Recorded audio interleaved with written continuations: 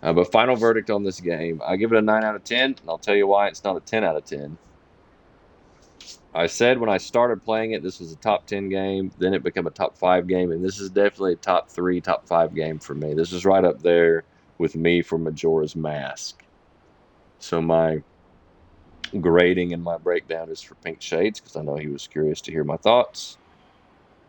9 out of 10, not because of gameplay or experience or anything else, but there are some annoyances of the game that wear on you as time goes on. And mostly it's in the menus and the UI and navigating those things. Those things are annoying. You can tell that this is like a new developer that just doesn't have experience with those things because it's very clunky.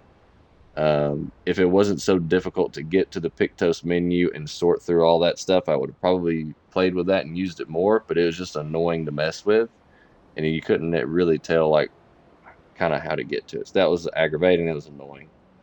I don't like not having a mini map when I'm going through all these areas, telling me it doesn't even have to tell me where I'm going. Just show me where I'm at on the map at any given time. The developer said that they didn't like mini maps, and that's why they didn't have one, and that's fine. That's great. That's his opinion. But I like mini maps. There were definitely places, especially towards the end, where things get a little more convoluted. It would have been nice to have a mini map or some better form of map that you could use, maybe turn off in an option or something. And so that's why it's 9 out of 10 for me. I said too early in the playthrough that this would be a good game for people who aren't familiar with turn based games, and I take that back because definitely as time went on in the story, as we progressed a little bit more, things got a little more complex, more complicated, and you got punished more for that in those ladder boss battles and in some of those ladder encounters. So I think of it the way I think of it is playing chess. If you like to play chess, then you should like turn based games. This game is a little bit different. This game is like playing chess against a good opponent. I've played chess my whole life. A lot of people say they like to play chess, but they don't mean that. They just mean they like to win at chess. And I use that as a personality tester for people from time to time, just to gauge where they're at and kind of how they'll respond to things. But most of the people I play chess with, they don't want to play against a good opponent. They just want to win.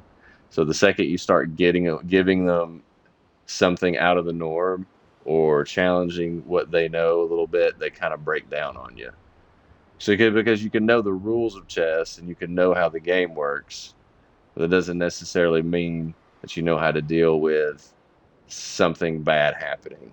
And that's the difference of this game and another turn-based game like Final Fantasy or something. You can have all of your ducks in a row, and you can understand the concepts, and you can have all your bills and pictos.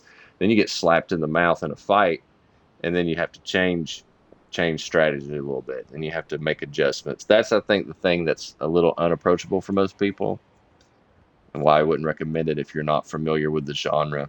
It could definitely be frustrating if you don't know what you're doing.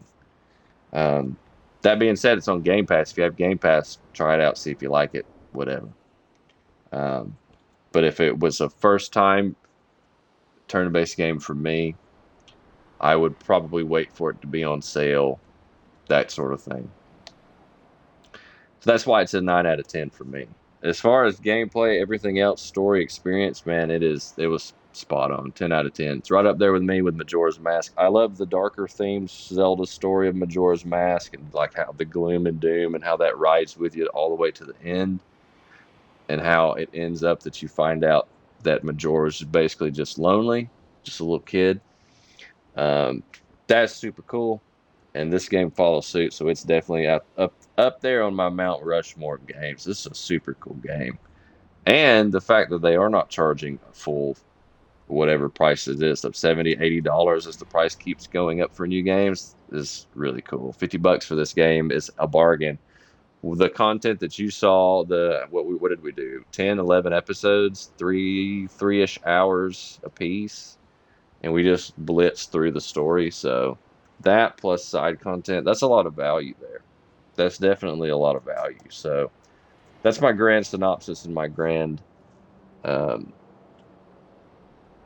opinion on this game without giving any spoilers. I'll just keep the New Game Plus screen started up here. As far as what is next, Slick Rick, um, I sent Pollution a picture of what I had available and what he might want to see. And what he chose is Mass Effect. He chose a game, Mass Effect: The Legendary Edition. I found the Mass Effect Legendary Edition physical version of it for $10. And Mass Effect is too a turn-based story-driven game, but it is an older game. It's a remaster of an older game, and it is more of a sci-fi space thriller, not a fantasy setting thriller such as this one. So, in the next, whenever we get time to get that started, that'll probably be the next thing that we do. As far as games, I have a couple on deck, couple available.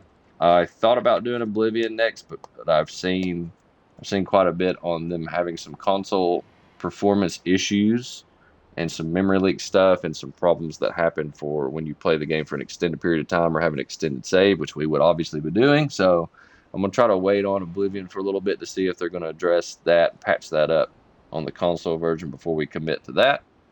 And in the meantime, we'll probably start Mass Effect and try our hand at that. But anyways, this was great. This was a great playthrough, guys. I hope you guys enjoyed it. I know I did. Appreciate you guys for hanging out with me. Check it out if you're interested.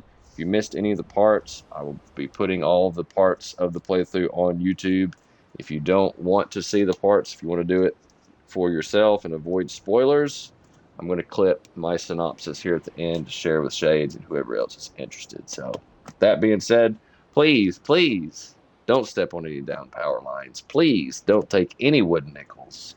I will see you guys later.